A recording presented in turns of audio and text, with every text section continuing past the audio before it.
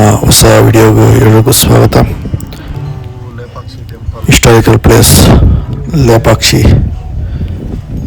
ಇವತ್ತು ನಮ್ಮ ವಿಡಿಯೋ. ಇಲ್ಲಿ 1409 ಇಸ್ವಿಯ ಪುರಾತನವಾದಂತಹ ಒಂದು ದೇವಸ್ಥಾನ. ಅಂದರೆ ತಾವೀಳು ಅಂದರೆ ಕೂರ್ಮಾವತಾರದಲ್ಲಿ ಇರುವಂಥ ಬಂಡೆಯ ಮೇಲೆ ಏಕಶಿಲಾ ಪ್ರತಿಷ್ಠಾಪನಾ ಅಂದರೆ ಏಕಶಿಲೆಯಲ್ಲಿ ಮಾಡಿರುವಂತಹ ಒಂದು ದೇವಸ್ಥಾನವನ್ನು ನಾವು ನೋಡೋಕೆ ಹೋಗ್ತಾ ಇದ್ದೀವಿ. ಇಲ್ಲಿ ಬಂದು ಮುಖ್ಯವಾಗಿ ಸಾಕ್ಷಾತ್ ತ್ರೇತಾಯುಗದಲ್ಲಿ ಶ್ರೀರಾಮಚಂದ್ರನಿಂದ ಪ್ರತಿಷ್ಠಾಪನೆ ಮಾಡಲಂಥ ಶಿವಲಿಂಗ ಹಾಗೂ ಸೀತಾದೇವಿಯ ಪಾದಮುದ್ರೆ ಸಹ ಇದೆ. ಸೊ ಇಲ್ಲಿ ಮುಖ್ಯವಾಗಿ ವಿಜಯನಗರ ಸಾಮ್ರಾಜ್ಯಕ್ಕೆ ಸಂಬಂಧಿಸಿದಂತಹ ಕುರುಹ ಅಂದರೆ ವಿಜಯನಗರ ಸಾಮ್ರಾಜ್ಯದಲ್ಲಿ ಯಾವ ರೀತಿ ಶಿಲ್ಪಕಲಾ ವೈಭವ ಇದೆಯೋ ಅದೇ ರೀತಿಯಲ್ಲಿ ನೋಡ್ಬೋದು. ಹಾಗೆ ಇಲ್ಲಿ ಒಂದು ಸ್ತಂಭದ ಮೇಲೆ ನಿಂತಿರುವಂತಹ ಒಂದು ಪುಲ್ಲ ದೇವಸ್ಥಾನದ ನಿರ್ಮಾಣ. ಸೊ ನಮ್ಮ ವಿಡಿಯೋ ಹೊಸದಾಗಿ ಬಂದಿರೋರು ಸಿಂಪಲ್ಲಾಗಿ ಶೇರ್ ಮಾಡ್ತಾ ವಿಡಿಯೋ ಇಷ್ಟ ಆದರೆ ಮಾತ್ರ ಹಾಗೂ ಒಂದು ಲೈಕ್ ಆ್ಯಂಡ್ ಕಮೆಂಟ್.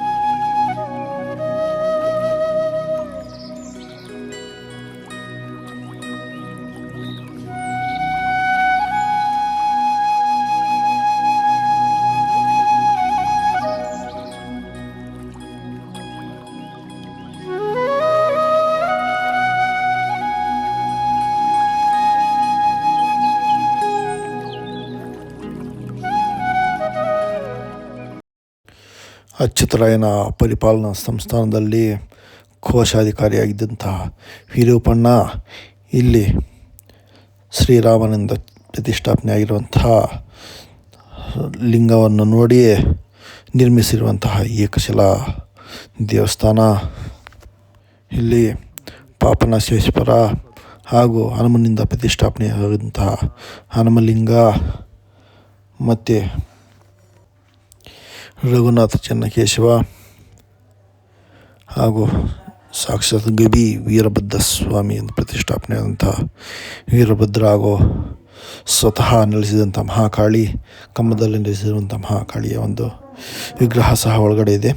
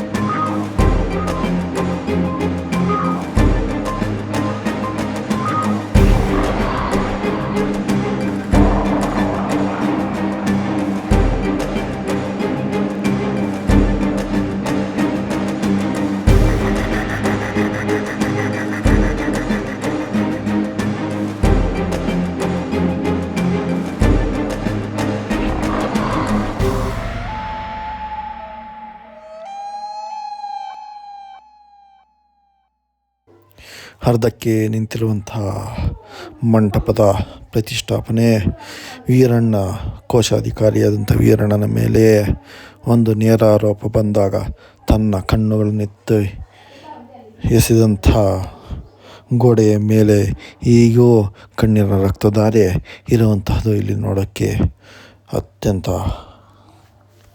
ಅತ್ಯಂತ ರೋಮಾಂಚನವಾಗುತ್ತದೆ. ಇಲ್ಲಿ ನೀವು ಒಂದೊಂದು ಸ್ತಂಭದ ಮೇಲೆ ನೋಡ್ಬೋದು ವಿಜಯನಗರ ಸಾಮ್ರಾಜ್ಯದ ಕಾಲದಲ್ಲಿ ಕೆತ್ತಿರುವಂತಹ ಒಂದು ಲಿಂಗದ ಅಂದರೆ ಒಂದು ಶಿಲ್ಪಕಲಾ ವೈಭವ ಇಲ್ಲಿ ಕಾಣಿಸುತ್ತಿದೆ. ಈಗ ನೀವು ನೋಡಿದಂತಹ ಗವಿ ವೀರಭದ್ರ ಸ್ವಾಮಿಯ ಒಂದು ದೇವರ ಶಿಲ್ಪ.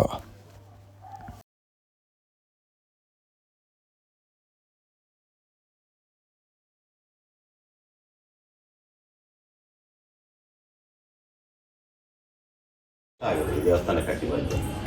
ಯಾಕೆ ದೇವಸ್ಥಾನ ಕಟ್ಟಿದ್ದಿಲ್ಲಿ ಅಂದರೆ ಫಸ್ಟ್ ಈ ಜಾಗ ಒಂದು ದೊಡ್ಡ ಬಂಡೆ ಇದೆ, ಕೆಳಗಡೆ ಬಂಡೆ ಇದೆ, 5 ಎಕರೆ ಒಂದೇ ಬಂಡೆ, ಆಮೆ ಶೇಪಲ್ಲಿ ಇರ್ತದೆ, ಆಮೆ ಆಕಾರದಲ್ಲಿ. ಈ ಬಂಡೆ ಮೇಲೆ ರಾಮಲಿಂಗ ಇದೆ, ಹನುಮಲಿಂಗನೂ ಇದೆ, ಸೀತಾದೇವಿ ಪಾದ ಇದೆ, ಓಪನ್ ಪ್ಲೇಸಲ್ಲಿ ಬಂಡೆ ಮೇಲೆ. ಇವೆಲ್ಲ ನೋಡ್ತಾನೆ ಅವನು ವಿರೂಪಣ್ಣಮ್ಮನ ನೋಡಿ ಇಷ್ಟಿದಾವಲ್ಲ ಇಲ್ಲೊಂದು ದೇವಸ್ಥಾನ ಕಟ್ಟೋಣ ಅಂತ ಇವನೋಗಿ ರಾಜ ಹತ್ರ ಪರ್ಮಿಷನ್ ಕೇಳ್ತಾನೆ. ನೆನಗೊಂಡೇನಲ್ಲಿ ರಾಜ ಹಣ ಕೊಡ್ತಿದ್ದಾನೆ. ಆ ಹಣ ತಗೊಂಡು ಅವ್ರ ಪರ್ಮಿಷನ್ ಇಂದ ಈ ದೇವಸ್ಥಾನ ಫೌಂಡೇಶನ್ ಇಲ್ದಿರೋ ಬಂಡೆ ಮೇಲೆ ಕಟ್ಸ್ಬಿಟ್ಟು 3 ರೌಂಡ್ಸ್ ಕಟ್ಸಿದ್ದಾನೆ. ಇದು 3rd ರೌಂಡ್, ನಾವು ಹೋಗ್ತೀವಿ ಈಗ 3rd ರೌಂಡು. ಸೆಕೆಂಡು ಫಸ್ಟು ಒಳಗಡೆ. ಈ 3rd ರೌಂಡ್ ಎಲ್ಲ ಈ ಥರ ಮಾಡಿದ್ದಾರೆ. ಯಾಕೆ ಈ ಥರ ಮಾಡಿದ್ದಾರೆ ಅಂದರೆ ದೇವಸ್ಥಾನ ನೋಡೋಕೆ ಬಂದಿರೋ ಜನ ಇದ್ರಲ್ಲಿ ಮಲಗ್ತಾ ಇದ್ದಾರೆ. ಅವಾಗ ಒಂದೊಂದು ಮಠದಲ್ಲಿ ಒಂದೊಂದು ಫ್ಯಾಮಿಲಿ, ಇವಾಗ ಮಲಗಲ್ಲ ಬಿಡ್ರಿ, ಈಗೆಲ್ಲ ಲಾಡ್ಜೊಳಗೆ ಗೆಸ್ಟ್ ಹೌಸ್ ಇದ್ದಾವೆ. ಮೊದಲಿಗೆ ಇವೇ ಧರ್ಮಶಾಲೆ, ಇದರಲ್ಲಿ 680 ಕಂಬ ಇದ್ದಾವೆ. ಸೆಕೆಂಡ್ ರೌಂಡ್ನಲ್ಲಿ 126 ಕಂಬ ಇದೆ. ಮೈನ್ ಟೆಂಪಲ್ ಒಳಗೆ 70 ಕಂಬ ಇದೆ. ಟೋಟಲ್ 876 ಕಂಬ ಇದ್ದಾರೆ. ನಿಂತಿರೋ ಕಂಬ ಇದೆ. ನೋ ಫೌಂಡೇಶನ್, ಬಂಡೆ ಮೇಲೆ ಕಟ್ಬಿಡ್ತಾರೆ. ಒಂದೊಂದು ಮಠದಲ್ಲಿ ಒಂದೊಂದು ಫ್ಯಾಮಿಲಿ ಅಂದ್ಕೊಳ್ಳಿ ಮಲಗ್ತಾರೆ. ಮಲಗ್ದಕ್ಕೆ ಏನಾದ್ರು ಪರ್ದ ಕಟ್ಕೋಬೇಕಲ್ಲ, ಅದ್ರಲ್ಲಿ ಪರ್ದ ಕಟ್ಕೋಬೇಕು, ಪರ್ದ ಕಟ್ಟನ್ಸ್. ಇಲ್ಲ ಚಿಕ್ಕ ಮಕ್ಳು ಯಾರಾದ್ರೂ ಇದ್ರೆ ಜೋಲಿ ಹಾಕೋಬೇಕು. ಈ ತರ ಅರೇಂಜ್ಮೆಂಟ್ ದೇವಸ್ಥಾನ ಸುತ್ತ ಮಾಡಿದೆ. ರೌಂಡೆಲ್ಲ ಅದೇ ಮಾಡಿ ಕಾಣಿಸ್ತಲೇ ಇರ್ತಿದ್ದ. ಬ್ರಿಟಿಷರ ಕಾಲದಲ್ಲಿ ಈ ಕಂಬ ಮೇಲಕ್ಕೆ ಹೋಗಿರುವಂತಹ ನೋಡಿ ಅಲಗಾಡಿಸಿದಾಗ ಮಂಟಪನೇ ಅಂದರೆ ದೇವಸ್ಥಾನ ಫುಲ್ಲು ಶೇಕ್ ಆಗೋದಂತ ಕಂಡು ಸ್ಟಾಪ್ ಮಾಡಿದ್ದಾರೆ. ಸೊ ಅದರಿಂದ ಇದು ಒಂದು ಸೈಡು ಕೆಳಗಡೆ ಕೂತ್ಕೊಂಡಿದೆ. ಸೊ ನೋಡ್ಬೋದು ಇಲ್ಲಿ ನೀವು.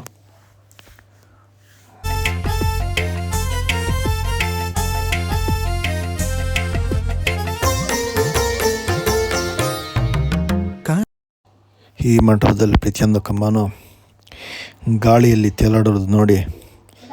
ಸೊ ಇದೊಂದು ಕಂಬನ ಶೇಕ್ ಮಾಡಿದ್ರು ಬ್ರಿಟಿಷರ ಕಾಲದಲ್ಲಿ. ಇಡೀ ದೇವಸ್ಥಾನದ ಪುನಾದಿನೇ ಶೇಕ್ ಆಗುತ್ತೆ. ಸೊ ಆಗ ಸ್ಟಾಪ್ ಮಾಡಿದರೆ ಆಗಲಿಂದ ಪ್ರತಿಯೊಂದು ಕಂಬ ಕೆಳಗಡೆ ಸಿಮೆಂಟ್ ಇಂದ ಪ್ಯಾಕ್ ಮಾಡಿದ್ದಾರೆ. ಸೊ ಇದೊಂದು ಕಂಬ ಮಾತ್ರ ಪ್ರೇಕ್ಷಕರ ವೀಕ್ಷಣೆಗಾಗಿ ಆಗಿಬಿಟ್ಟಿದ್ದಾರೆ. ಸೊ ಇಲ್ಲಿ ಪ್ರತಿಯೊಂದು ಕಂಬದ ಮೇಲೆ ನೋಡ್ಬೋದು ಯಾವ ರೀತಿ ಶೈಲಿಯನ್ನು ಕೆತ್ತಿದ್ದಾರೆ ಅಂದೇಳಿ. ಸೊ ಇಲ್ಲಿ ನಿಮಗೆ ಕಾಣಿಸ್ತಿರೋದು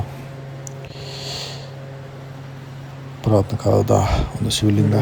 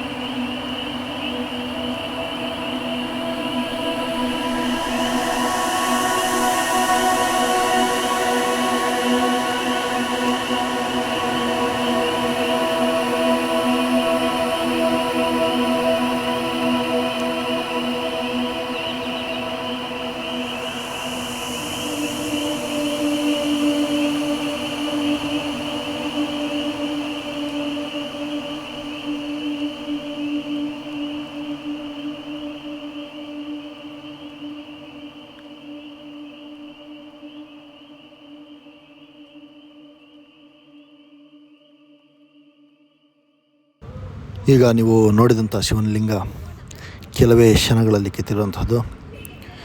ಶಿಲ್ಪಿ ಏನೋ ಒಂದು ಊಟಕ್ಕೆ ಬಂದಂಥ ಸಮಯದಲ್ಲಿ ಅಡುಗೆ ಮಾಡೋದು ಲೇಟಾದಂಥ ಕೆಲವು ಕ್ಷಣಗಳಲ್ಲಿ ಈ ಲಿಂಗವನ್ನು ಕಿತ್ತಿರುವಂತಹ ಒಂದು ದೃಶ್ಯ. ಮತ್ತು ಇಲ್ಲಿ ನೋಡಿ, ಆಗಲೇ ಫಸ್ಟಲ್ಲಿ ಹೇಳ್ದಂಗೆ ಮಂಟಪ ಅಂದರೆ ಅರ್ಧಕ್ಕೆ ಕನ್ಸ್ಟ್ರಕ್ಷನ್ ಅರ್ಧದಲ್ಲಿ ನಿಲ್ತಿರುವಂತಹ ಒಂದು ಜಾಗ ಇದು. ಸೊ ಘೋಷಾಧಿಕಾರಿಯ ಮೇಲೆ ನಿಂದೆ ಬಂದಾಗ ತನ್ನ ಕಣ್ಣುಗಳನ್ನು ಕಿತ್ತು ಎಸೆದಿರುವಂಥ ಜಾಗ ಇದು. ಸೊ ನೋಡಿ, ಶ್ರೀ ವಿಘ್ನೇಶ್ವರನ ಪ್ರತಿಬಿಂಬ ಸಹ ಕಿತ್ತಿರುವಂಥದ್ದು. ಇಲ್ಲಿ ಇದು ಮೈನ್ ಹೇಳಬೇಕಾದ್ರೆ ಇದು ಒಂದೇ ಗುಂಡಿನ ಮೇಲೆ ತಳಪಾಯ ಅಂದರೆ ಪಿಲ್ಲರ್ ಅಥವಾ ಪಾಯ ಇಲ್ದಿರ ಕಟ್ಟಿರುವಂತಹ ಒಂದು ದೇವಸ್ಥಾನ. ಸೊ ನೋಡಿ, ಇದು ಗುಂಡಿಗೆ ಒಂದು ದೊಡ್ಡ ಗುಂಡಿನ ಮೇಲೆ ಆ ಕಡೆ ಶಿವನಲಿಂಗ, ಈ ಕಡೆ ಏನಿದು ವಿಘ್ನೇಶ್ವರನ ಒಂದು ಪ್ರತಿಬಿಂಬ. ಹಾಗೆ ಇಲ್ಲಿ ನೀವು ನೋಡ್ಬೋದು, ಒಂದೊಂದು ಕಂಬದ ಮೇಲೂ ಶಿಲ್ಪಕಲಾ ವಿಭಾಗ ಯಾವ ರೀತಿ ಕಟ್ಟಿದ್ದಾರೆ ಅಂದರೆ ನೋಡ್ಬೋದು. ಸೊ ಇದು ಈ ದೇವಸ್ಥಾನ ಫುಲ್ಲು ಏನಿದೆ ಇದು ವೀರಣ್ಣ ಮತ್ತು ವಿರೂಪಣ್ಣನ ಒಂದು ನೆನಪಾರ್ಥ ನಿರ್ಮಿಸಿರುವಂತಹ ಒಂದು ದೇವಸ್ಥಾನ ಇದು. ನೋಡಿ, 1492ರಿಂದ 1502 ಇಸ್ವಿ ಒಳಗಡೆ ನಿರ್ಮಿಸಿರುವಂಥ ದೇವಸ್ಥಾನ. ಈ ಪ್ರತಿಯೊಂದು ಕಂಬದ ಮೇಲೆ ಶಿಲ್ಪಕಲಾ ವಿಭಾಗ ನೋಡೋದಾದರೆ ವಿಜಯನಗರ ಸಾಮ್ರಾಜ್ಯದ ವೈಭವಕ್ಕೆ ಸರಿತೋಗುವಂತಹ ಒಂದು ವೈಭವ. ಇಲ್ಲಿ ಏಕಶಿಲಾ ವಿಗ್ರಹ ನೋಡಿ, ಇಲ್ಲಿ ಭೂದೇವಿ ಶ್ರೀದೇವಿ ಸಮೇತ ಸಾಕ್ಷಾತ್ ಶ್ರೀಮನ್ನಾರಾಯಣ ನಿರ್ಮಿಸಿರುವುದು. ಹಾಗೆ ಪ್ರತಿಯೊಂದು ಕಂಬದ ಮೇಲೆ ವಿಚಿತ್ರವಾದಂತಹ ಒಂದು ಆಕೃತಿಗಳನ್ನು ಕೆತ್ತಿರುವಂತಹ ಒಂದು ದೃಶ್ಯ. ಇದೇ ಏನು ಈ ಮಂಟಪ ನಿರ್ಮಾಣ ಮಾಡಬೇಕಾದ್ರೆ ಸೊ ವಿರೂಪಣ್ಣನ ಮೇಲೆ ಒಂದು ಚಿಕ್ಕವಂಥ ನೇರ ಬರುತ್ತೆ. ಸೊ ಅದಕ್ಕಾಗಿ ಈ ಕನ್ಸ್ಟ್ರಕ್ಷನ್ ಇಲ್ಲಿಗೆ ಸ್ಟಾಪ್ ಆಗಿದೆ. ಸೊ ತನ್ನ 2 ಕಣ್ಣುಗಳನ್ನು ಕಿತ್ತು ಗೋಡೆಗೆ ಎಸೆದಿರುವಂಥ ದೃಶ್ಯ ಇಲ್ಲಿ ಮುಂದೆ ನಾವು ನೋಡ್ಬೋದು. ಹಾಗೆ ತ್ರೇತಾಯುಗದ ಸಾಕ್ಷಿಯಾಗಿ ಇಲ್ಲಿ ಶ್ರೀರಾಮನು ಚಂದ್ರನು ಏನು ಶ್ರೀರಾಮ ಮಹಾಪ್ರಭು ನಿರ್ಮಿಸಿರುವಂಥ ಒಂದು ಲಿಂಗ. ಆಗ ದ್ವಾಪರ ಯುಗಕ್ಕೆ ಸಂಬಂಧಿಸಿದಂಥ ಭೀಮಲಿಂಗ ಸಹ ಇಲ್ಲಿದೆ. ಹಾಗೆ ಇಲ್ಲಿ ಮುಂದೆ ನೋಡೋದಾದ್ರೆ ಬನ್ನಿಲ್ಲಿ ತ್ರೇತಾಯುಗಕ್ಕೆ ಸಂಬಂಧಿಸಿದ ಸೀತಾದೇವಿ ಒಂದು ಪಾದಮುದ್ರೆನ ಇಲ್ಲಿ ಮುಂದೆ ತೋರಿಸ್ತೀನಿ, ಬರ್ತಾಯಿರಿ ನೋಡೋಣ.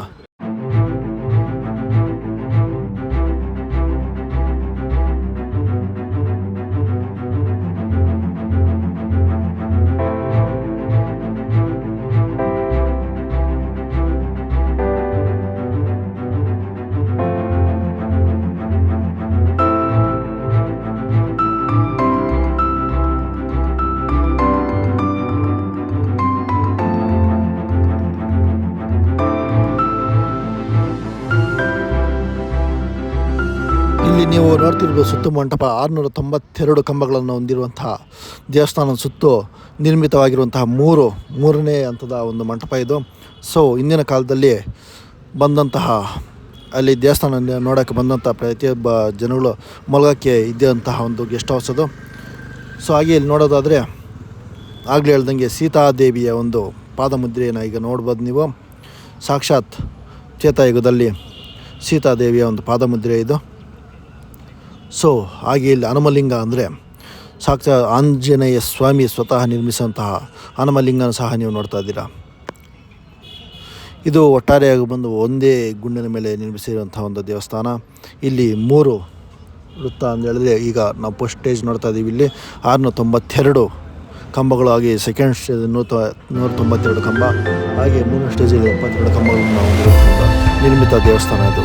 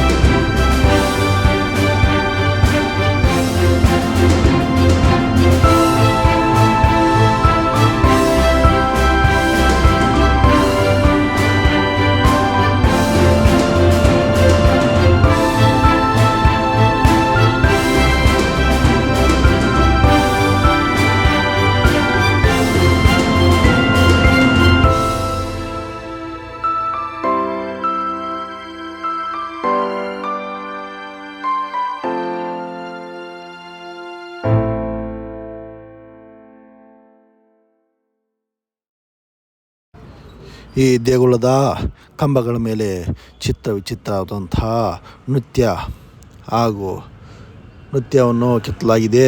ಇಲ್ಲಿ ನೋಡ್ಬೋದು ನೀವು, ಒಂದು ಕಂಬದ ಮೇಲೆ ಇದ್ದಂತೆ ಇನ್ನೊಂದು ಕಂಬದ ಮೇಲೆ ವಿಶಿಷ್ಟವಾದಂಥ ನೋಡಿ, ನೀವು ನೋಡ್ತಿರ್ಬೋದು.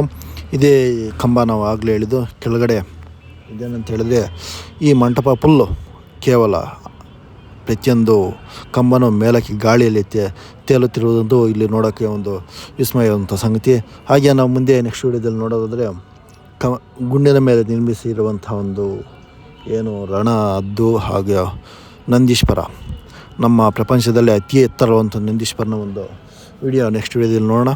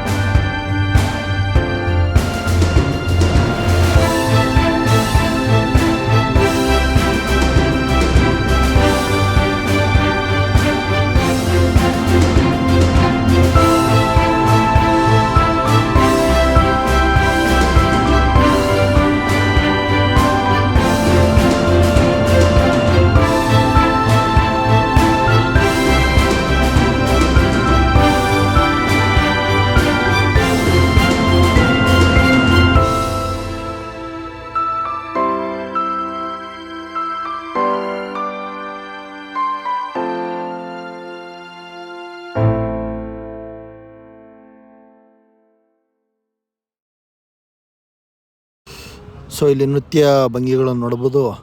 ನಾವು ನಮ್ಮ ನೆಕ್ಸ್ಟ್ ವಿಡಿಯೋಲಿ ಇನ್ನೂ ಚೆನ್ನಾಗಿರೋಂಥ ವಿಡಿಯೋನ ಮಾಡೋಕ್ಕೆ ಟ್ರೈ ಮಾಡ್ತೀನಿ. ವಿಡಿಯೋ ನೋಡ್ತಿದ್ದಂಥ ಪ್ರತಿಯೊಬ್ಬರು ಲೈಕ್ ಮಾಡಿ ಶೇರ್ ಮಾಡ್ತಾ ಹೋಗಿ ಅಂತ ನಾನು ಹೇಳೋದಿಲ್ಲ. ನಿಮ್ಗೆ ಇಷ್ಟ ಆದರೆ ಮಾತ್ರ ಲೈಕ್ ಮಾಡಿ ಶೇರ್ ಮಾಡ್ತಾ ಹೋಗಿ. ಸೊ ಪ್ರತಿಯೊಬ್ಬರು ಬಂದು ಇಲ್ಲಿ ದೇವಸ್ಥಾನದ ಒಂದು ಬಂದು ವೀಕ್ಷಣೆ ಮಾಡಬೇಕಂದೇಳಿ ಹೇಳ್ಕೊಳ್ತಾ, ಜೈ ಕರ್ನಾಟಕ, ಜೈ ಭುವನೇಶ್ವರಿ, ಜೈ ಭಾರತ್ ಮಾತಾ ಕಿ ಜೈ. ಸೊ ನಮ್ಮ ನೆಕ್ಸ್ಟ್ ವಿಡಿಯೋದಲ್ಲಿ ಸಿಗೋಣ.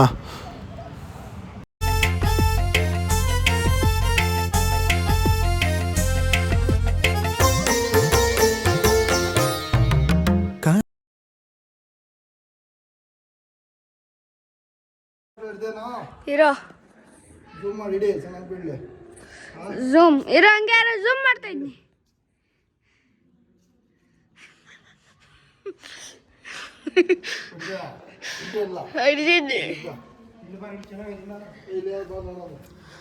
ನೋಡಿ ಇದು ಒಂದು ಪಕ್ಷಿ.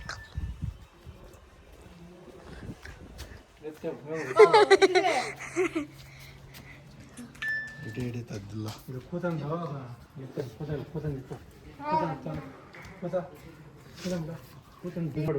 ಅದು. ಓಹೋ, ಇವನ್ ಕೋತಿ ಆಗ್ತೈತಾವನಿ ಕೂತಂದೇನ. ಕೋತಿ ಬಾ ನೀ ಎತ್ಲಾಪ ಇವೆಲ್ಲ.